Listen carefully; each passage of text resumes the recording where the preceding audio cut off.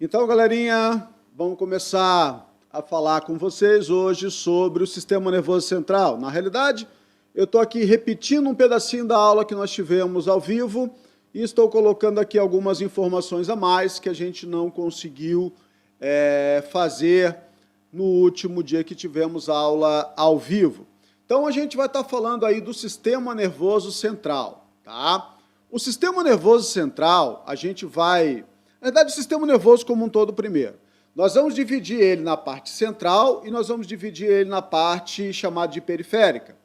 Quem é o central? O central é aquele que regula, processa, integra basicamente todas as informações.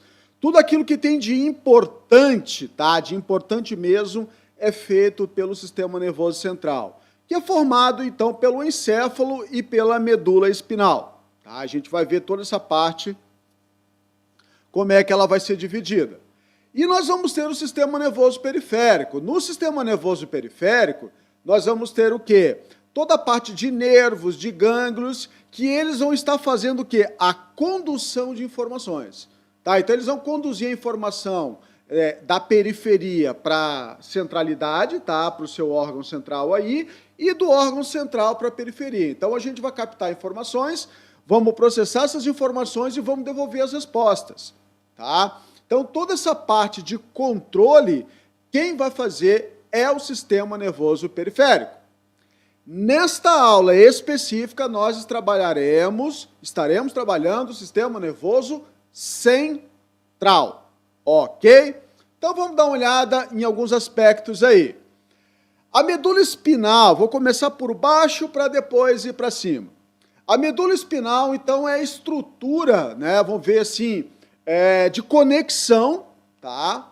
Que o encéfalo, tá? Vai conseguir se comunicar com todas as partes abaixo da cabeça.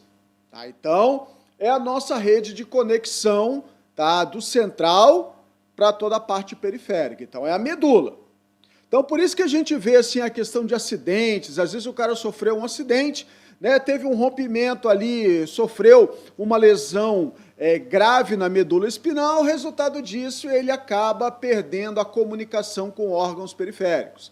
Né? Então, o cara sofreu lá uma lesão e, de repente, lá não mexe mais as pernas, não sente mais os braços. Então, quer dizer, a gente tem essa partezinha aí que é bastante complicada. Tá? Então, quais são os limites da medula espinal? Na parte do crânio, tá? Ela é contínua com o encéfalo, tá? E vai se limitar também com a questão do bulbo, tá? Na parte superior. E na parte caudal, tá? Na parte caudal, ela vai até ali a segunda vértebra lombar, tá? A L2, que a gente fala, e onde a gente vai ter a questão do cone medular e o filamento terminal. Tá? Então, ela vai ter essa estrutura como um todo aí. Olha só que foto massa essa daqui. Aqui você observa toda a parte, né, a parte de trás do organismo, né? Então, o nosso sistema nervoso ele é dorsal, ele é atrás.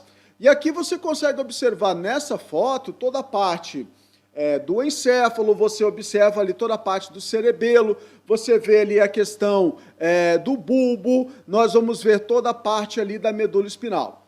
E dessa medula espinal você pode perceber nesse desenho a saída para os nervos. Tá? Então, a gente vai ter 12 pares de nervos cranianos e 31 pares de nervos medulares. A gente vai estar olhando um pouco mais isso daí.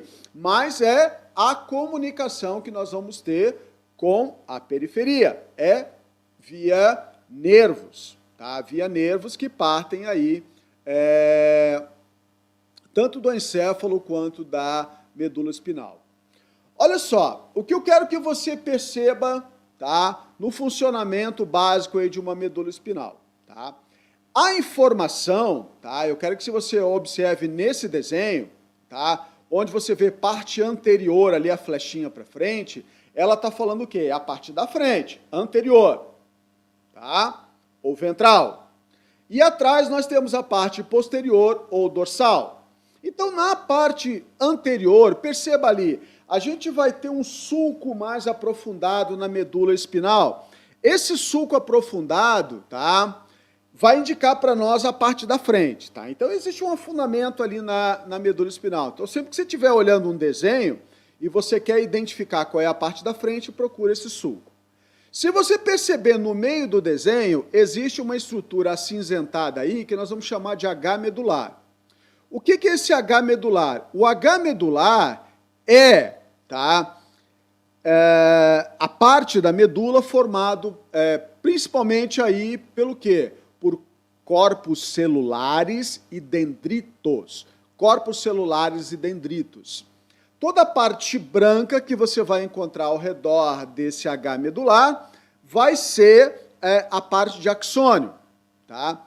E a gente vai perceber que isso aí vai mudar lá no encéfalo. No encéfalo a gente vai perceber que no córtex, tá, a parte de fora, que a gente vai encontrar toda a parte de dendritos e corpos celulares, e na parte mais interna a parte de axônios.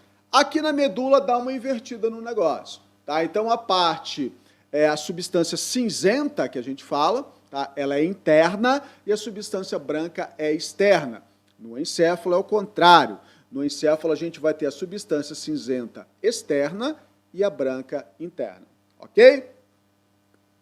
Eu quero que você observe ao redor desta medula. Nós temos ali três estruturazinhas, 3 tecidos de revestimento que nós vamos chamar de meninges, tá? 3 meninges. Então, nós vamos encontrar de fora para dentro, tá? Em contato com o osso até o contato com a medula. Nós vamos encontrar a dura mater, nós vamos encontrar a aracnoide e nós vamos encontrar a pia mater. Tá? São 3 meninges. Entre a aracnoide, que é a do meio, e a pia mater, que é a que está colada na medula, ali no meio nós vamos encontrar o líquido céfalo-raquidiano, tá? Ou líquor, como alguns acabam chamando. Mas esse líquido é o que vai banhar as células, vai ter uma série de funções aí para dentro do sistema nervoso. Mas é nesse líquido aí, né, que, como eu sempre brinco, coisa de vó, o menino a pessoa está com suspeita de meningite, vai ter que tirar o líquido da coluna. É esse líquido aí, tá? É esse líquido céfalo-raquidiano, que vai ser retirado aí nesse espaço entre as meninges. Olha só, nós não temos neurônios soltos nos nervos, a gente tem feixes de neurônios. Tá? E eu quero que você observe bem nesse nervinho, né, que está mais em cima ali, ó, você percebe que existem filamentos que entram por trás e filamentos que estão em contato com a parte da frente. Tá? Então você vê ali no desenho a chamada raiz dorsal. O que significa isso? Significa que alguns feixes vão entrar por trás, tá? Eles vão estar entrando por trás do nervo. As informações que eles carregarem serão processadas pelo H medular, tá? Ou pelo encéfalo, e depois a resposta será dada pela parte que vai sair da frente, a raiz ventral, a raiz anterior. Então, veja só, a informação ela entra por trás, ela é processada e ela sai pela frente. Então, a gente tem a entrada por trás, raiz dorsal, passamos pelo H medular e a resposta sai pela frente. Lembrando, como a gente já falou anteriormente, a informação não vai e volta pelo mesmo neurônio. Tá? A informação que está sendo captada vai ser processada e a resposta vai ser por um outro neurônio. O que eu quero que vocês entendam agora, tá, é que a raiz dorsal, a parte de trás, é a parte sensorial, é a parte aferente. E a parte ventral, ou anterior aqui, é a parte somática, parte motora, né, ou eferente. A parte motora ou eferente. Ok? Então tá bom. Vamos continuar aí olhando alguns aspectos aí. Se você olhar, tá, uma das coisas bastante interessantes que a gente observa dentro dessa nossa história de reflexo, de resposta, é o que a gente tem, como eu poderia chamar, o próprio reflexo como um todo. É o que a gente chama de ato-reflexo. O que é o ato-reflexo? É a resposta involuntária, ato-reflexo é a resposta involuntária mediada aí pelo sistema nervoso central, ok? involuntária, tá? Referente a algum estímulo. Tá? Então, por exemplo, uma pancada, você encostou a mão numa superfície quente, numa superfície que estava dando choque, você vai retirar aquela estrutura dali, você vai retirar um membro dali. Tá? Então, você não vai ficar com a mão tomando choque. Você não vai ficar com a mão numa superfície quente. Você encostou e você tirou a mão de repente, espetou a mão, tirou de repente. Quem é que trabalha com isso? Tá? Principalmente aí a questão da medula. Tá? Então, a gente tem algumas coisinhas interessantes, tá? Eu vou falar aqui do reflexo patelar, que é aquele esqueminha que você tem de testar o reflexo no joelho. Você bate no joelho e o joelho levanta, é o chamado reflexo patelar. Então, o que, que nós vamos encontrar? Uma batida ali, basicamente, na região do joelho, tá? E aí, o que, que vai acontecer? Esta informação vai pela raiz dorsal, tá? Vai pela raiz dorsal e chegar até a medula. Lá na medula, tá? Essa mensagem agora processada vai ser devolvida por um nervo, né? Pelo neurônio chamado de motor. Então, ela entrou pelo neurônio sensorial ou sensitivo, né? Raiz dorsal, e vai sair pelo chamado neurônio motor, né? Ou eferente. Então, o que, que ele vai fazer? Ele vai mandar essa informação até a musculatura, tá? E a musculatura simplesmente vai fazer o quê? Vai sofrer um processo de contração. Então, ao sofrer o processo de contração, você faz o quê? Levanta o joelho. Então, o quadríceps, né, no caso femoral, ele vai contrair, tá? E vai fazer com que a sua perna se levante. Então, isso é uma resposta, tá? É um reflexo, tá? Isso é chamado de atorreflexo. O arcorreflexo é o caminho, tá? Arco é o caminho. Então, o que, que é o caminho? O caminho é neurônio sensitivo ou sensorial, né? Medula espinal e neurônio motor ou neurônio eferente. Então, é um caminho. Então, esse caminho a ser percorrido é chamado de arco. O ato de você tirar a perna, tá? É esse então. Você levantou a perna, tirou, legal. Agora, percorrer um caminho. O caminho a gente chama de arcorreflexo. Ok? Então, vamos continuar dando uma olhada aí. Então, como eu falei para vocês, as meninges são em 3, né? Vale a pena lembrar que são estruturas para envolver, para proteger a medula e o encéfalo, né? São 3. E dentro, entre a aracnoide, né, e a pia mater, nós temos ali o líquido céfalo-raquidiano. Tá? Então, num processo de, como eu falei para vocês aí atrás, a suspeita de meningite é retirado esse líquido, mandado fazer testes, e aí a gente vai identificar se tem algum parasita ali dentro para a gente ver qual é a maneira que a gente vai tratar. É o processo chamado de meningite. Ok? O encéfalo, tá? Quem faz parte do encéfalo? Antes a gente chamava tudo de cérebro, né? É tudo cérebro. Não, não é tudo cérebro, não, tá? Então a gente divide no chamado tronco encefálico o cérebro e o cerebelo. Então a gente vai falar um pouquinho dessas estruturas. Aí, é claro, a gente vai ter as meninges ali no encéfalo, a gente vai ter o líquido cerebroespinal ou o líquido céfalo-raquidiano. Então, vai estar ali. Então a gente vai falar um pouquinho de cada um deles. Então, olha só, o encéfalo como um todo, tá?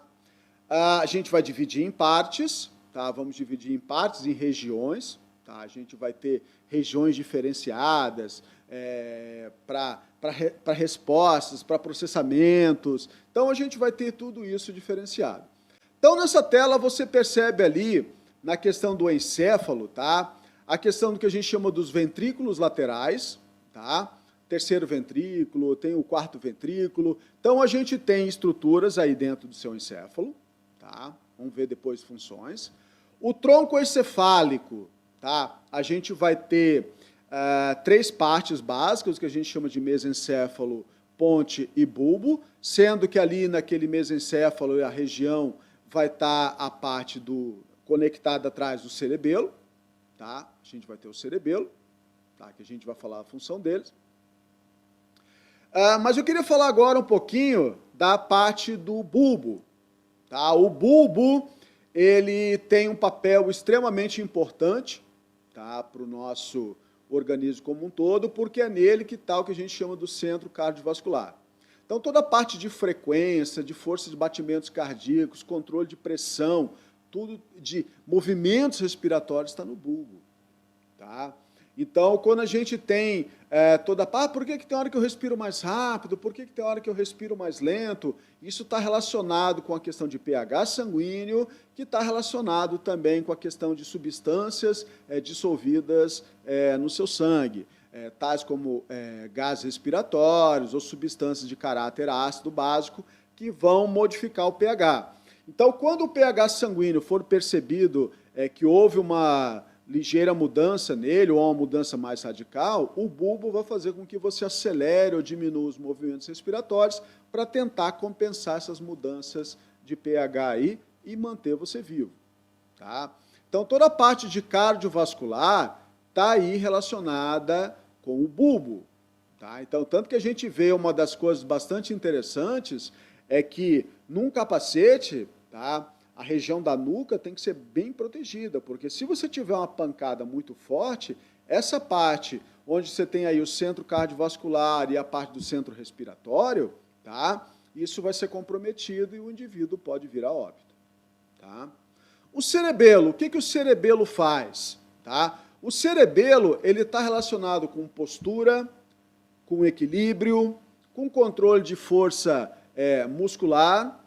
Tá? Então, o cerebelo tem uma importância bastante grande, tá? Principalmente aí, vamos falar assim, na questão de você conseguir se manter em equilíbrio. Então, lesões em região de cerebelo vai comprometer toda a parte de equilíbrio, de postura, não apenas nossa, mas também de um animal. Então, por exemplo, um gato que sofre uma lesão no cerebelo, ele perde aquela capacidade de saltar e parar, a questão do equilíbrio mesmo, né, por causa dessa lesão na questão do cerebelo. Então, ele é muito importante para essa função. Tá?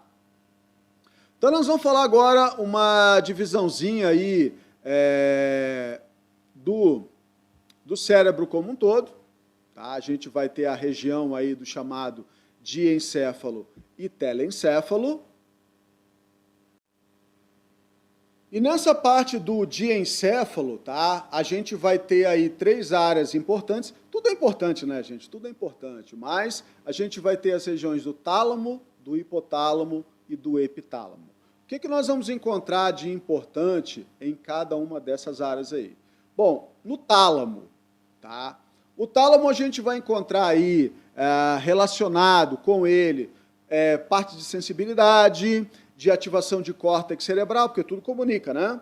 A gente vai ter controle de motricidade e vamos ter aí também a parte de comportamento emocional, tá? Então, a gente vai ter áreas ligadas à emoção, tudo também nessa região aí. Então, essas 4 funções básicas aí para você estar ligado um pouquinho aí, né?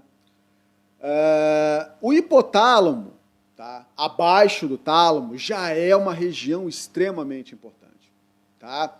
Ele tem um papel em controle de temperatura corporal, o nosso termostato, tá, o que vai manter a sua temperatura, avisar para o seu corpo, olha, a temperatura é 36,5, vamos manter aí, se aquecer, vamos esfriar, se esfriar, vamos mandar aquecer.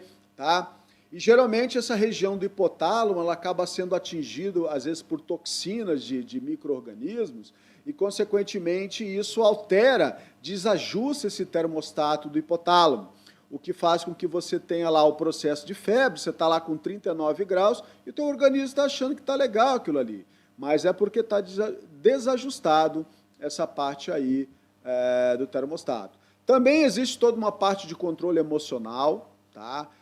Regula sono-vigília, quer dizer, acordado, dormindo.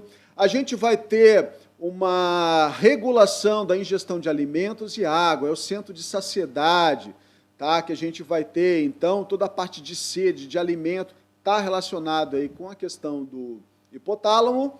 A gente vai ter uma regulação da diurese, tá? E uma parte endócrina também. Tá? Por que diurese endócrina? Porque a diurese, né, a gente tem relacionado com o antidiurético, que já faz parte da endócrina, tá?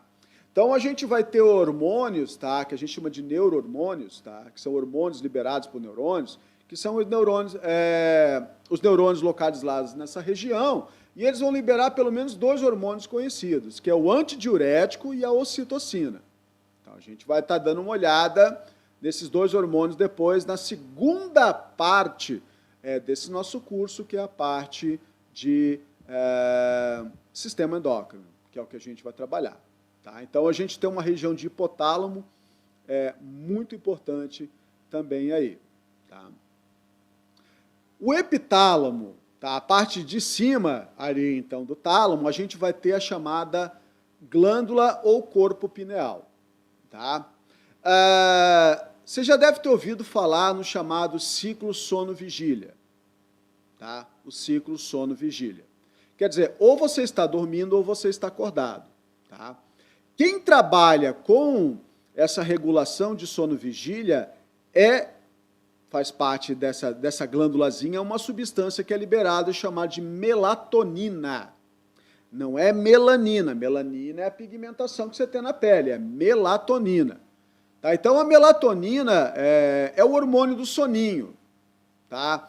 Esse hormônio aí vai fazer com que, quando ele é liberado, vai fazer com que você tenha a questão da sonolência para dormir. E aí algumas coisas interessantes.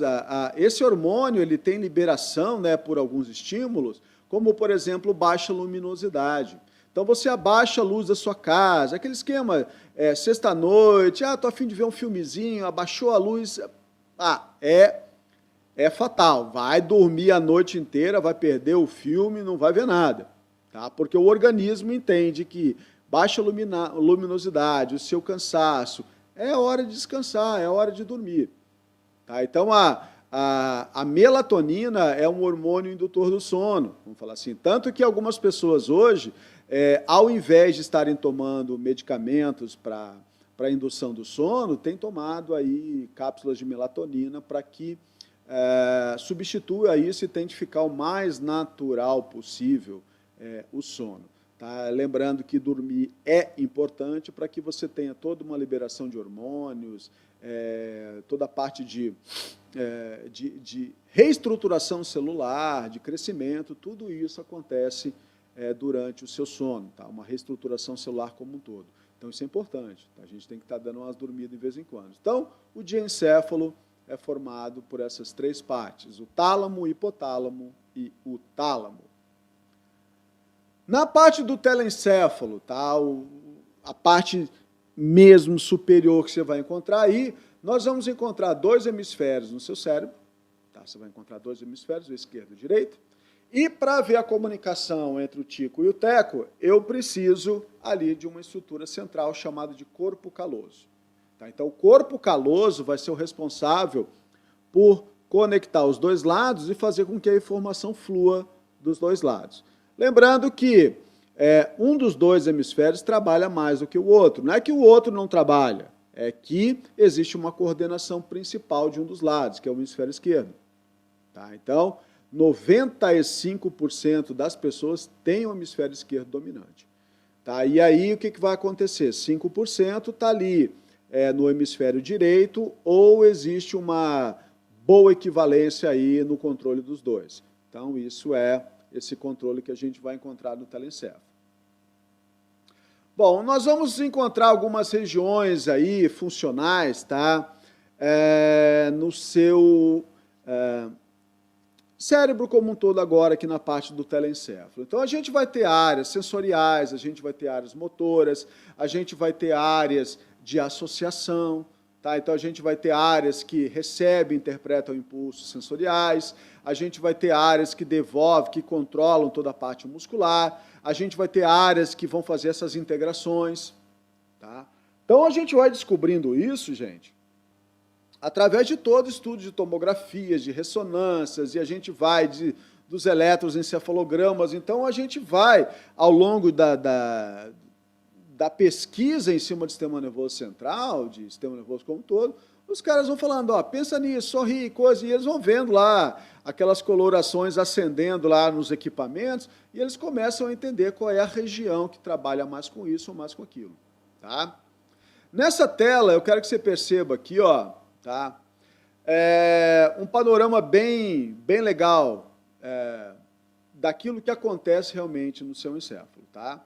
Então, você tem toda a parte ali, ó, do lobo temporal, a gente divide o encéfalo de acordo com os ossos do crânio, né? Então, a gente fala lobo temporal, a gente tem o lobo, o lobo frontal, o lobo temporal, o lobo parietal, o lobo occipital, e aí, de acordo com a questão dos ossos do seu crânio.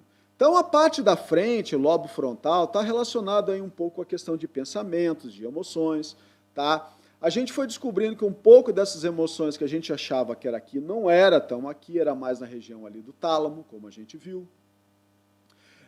Tanto que, inicialmente, quando os indivíduos eram diagnosticados lá com a tal da esquizofrenia, que eles chamavam isso de loucura, então o que os médicos faziam? O problema deve ser o lobo frontal, porque o lobo frontal é o que a gente tinha mais desenvolvido do que os macacos, então provavelmente essa parte de raciocínio, de emoções, era o lobo frontal. Então, o que os médicos na época tiveram a ideia? Vamos cortar a tampa do cérebro do cara.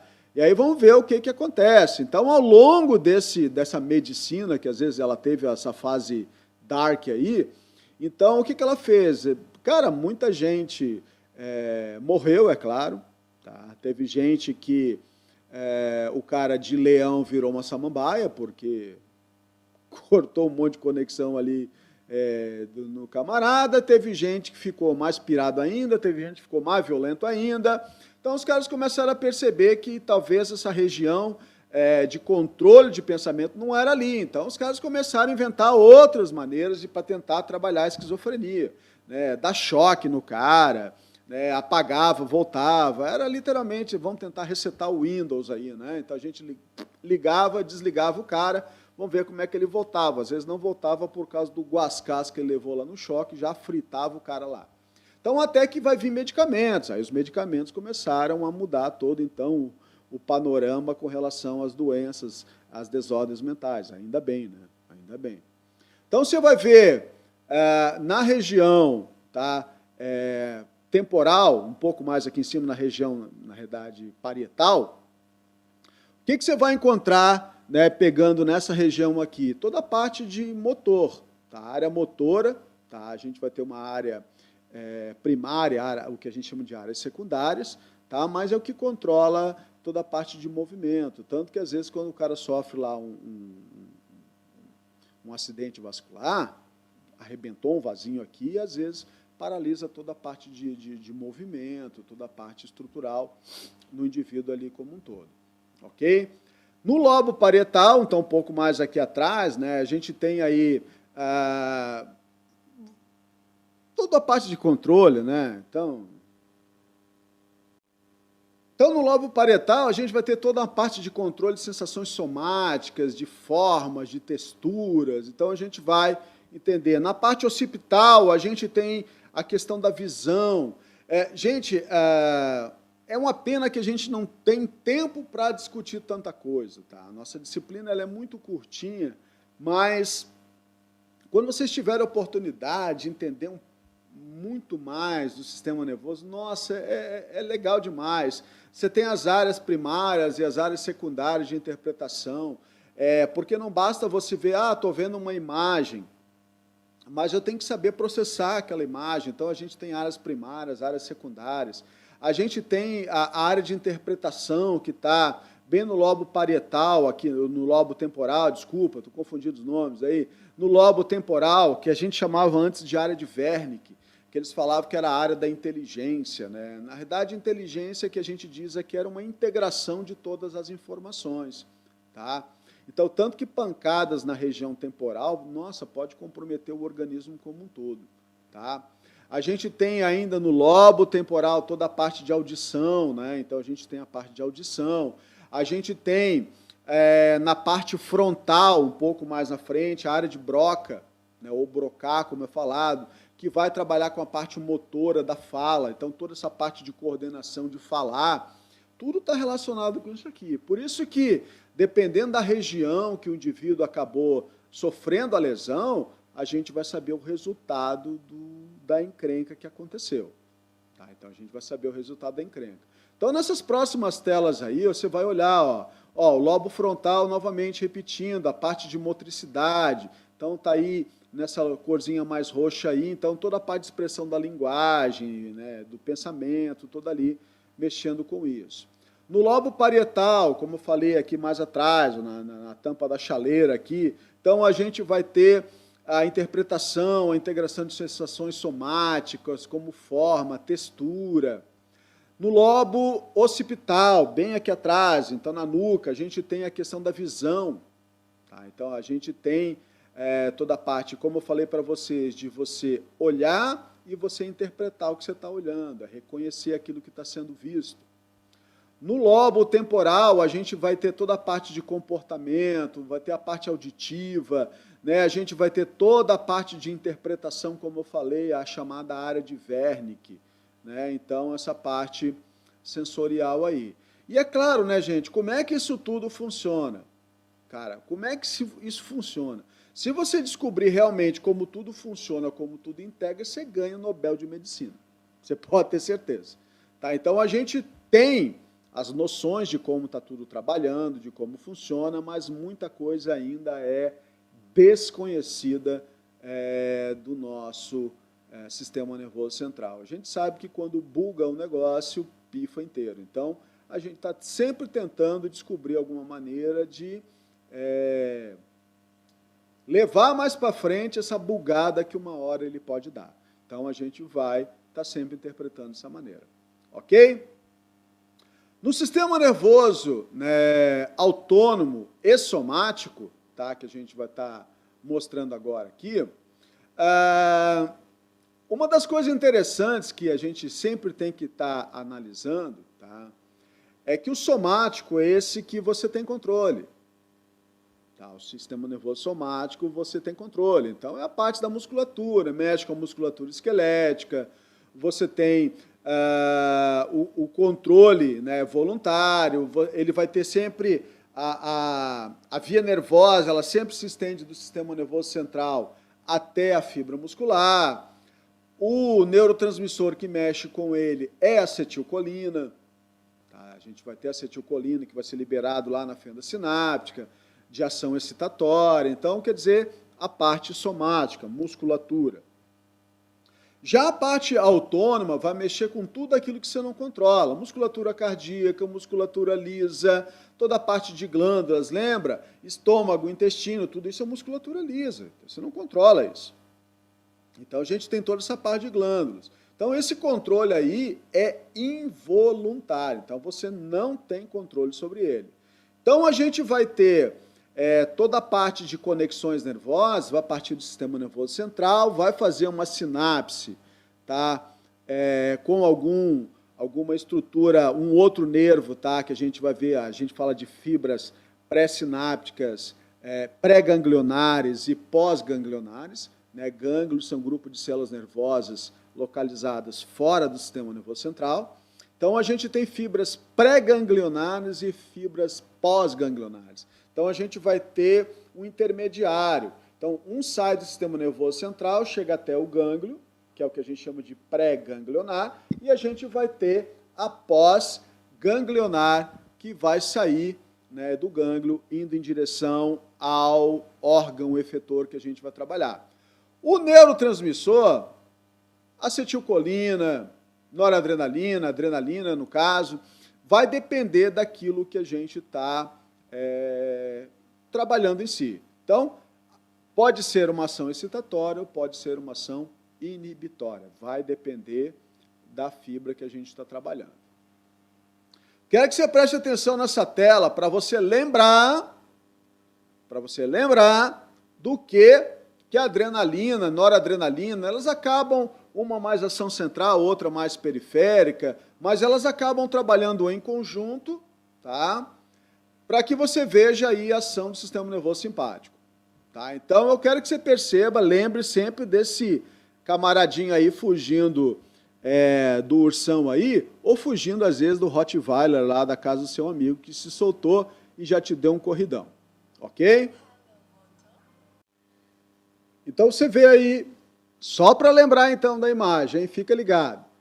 De uma maneira bem simples, tá? Eu gosto de explicar de uma maneira bem simples, além, a gente vai estar vendo uma tabela comparativa aqui, mas para você gravar, tá? Para você gravar, quais são as ações do sistema nervoso simpático que vai trabalhar lá na última conexão com a adrenalina?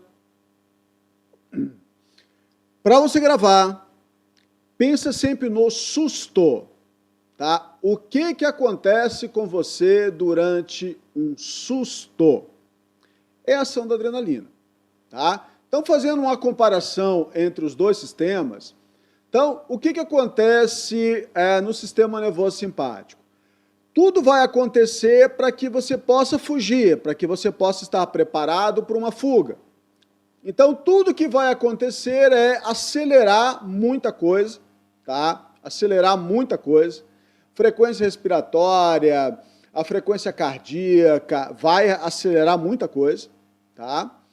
Para que você possa fugir. Então, vamos dar uma olhada. O sistema nervoso simpático, então, ele vai favorecer as funções corporais, tá? Que podem sustentar a atividade física. Quer dizer, tudo aquilo que você vai estar fazendo para que você possa correr, fugir, seja lá o que for. O que acontece com as funções corporais que favorecem o armazenamento de energia? Vão diminuir, porque agora é a hora de gastar. Então, toda a produção de glicogênio, a produção de gordura, tá, que você teria que fazer para guardar, agora não vai acontecer, agora nós vamos queimar, tá? Então nós vamos gastar. Nós vamos ter toda a parte relacionado com a salivação, toda a parte de digestão, toda a parte de defecação, tudo isso vai parar. Tá? Lembra, você tem que sair correndo, você tem que fugir. Então você não pode fazer com que o teu intestino se solte, né? Como diz o povo. Ah, eu me caguei de medo. Não, você não se caga de medo. Você tem que sair correndo, não dá para correr e cagar ao mesmo tempo. Então, você tem que trancar tudo. Por isso que a gente ouve lá, ah, não passa uma agulha. Não passou uma agulha, tá tudo travado para você fugir. Tá? Mas a gente vai ter algumas coisas interessantes, como, por exemplo, a micção. A micção você acaba fazendo xixi nas calças. Tá? Então, num susto, numa emoção muito grande, então você acaba liberando a urina. Então, você se mija de medo. Tá? Então, de emoção, né? Quando você está ali escutando uma piada, às vezes está com xixi quase saindo, de repente aquela adrenalina que você sente ali na diversão, ali, pá, não segurei o xixi. Tá? Então, ele acaba sendo liberado. Então, nessa tela que você tem à frente aí, ó, você vai perceber que o sistema nervoso parasimpático, que é o antagonista dele, faz tudo ao contrário. Tá? Então, tudo aquilo que você tinha para fazer atividade física, agora com o parasimpático vai estimular o repouso, a digestão. Tudo aquilo que você fez para gastar energia com o simpático, agora é para guardar. Tá? Tudo aquilo que você teve que mudar, tá? de acelerar, estímulos, né? Frequência respiratória, frequência cardíaca, agora vai reduzir. A salivação que você teve que encerrar durante a corrida, porque você podia correr e se engasgar com a tua própria saliva, ela cessou no simpático, porém agora no parasimpático ela volta. Então, tudo aquilo que deixou de acontecer, a digestão lá durante a fuga, durante o esporte, teve que parar de acontecer.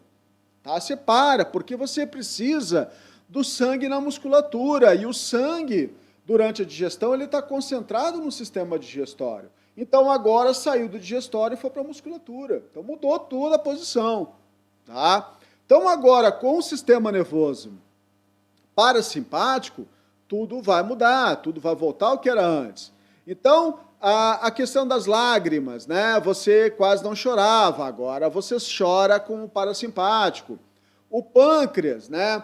O pâncreas, ele reduziu a produção de insulina, porque insulina é para armazenar, e ele liberou bastante glucagon, que é para quebrar o carboidrato. E agora, com a estimulação do parasimpático, volta a produzir insulina e para o glucagon. O músculo cardíaco, né, ele trabalhou mais o simpático, agora ele trabalha menos com o parasimpático. Na musculatura esquelética, a gente teve que fazer vasodilatação para chegar mais sangue no músculo. Agora, com o parasimpático, bem provavelmente que diminua. Tá? Não tem muito efeito conhecido, mas como eles acabam sendo antagonistas, acaba sempre revertendo.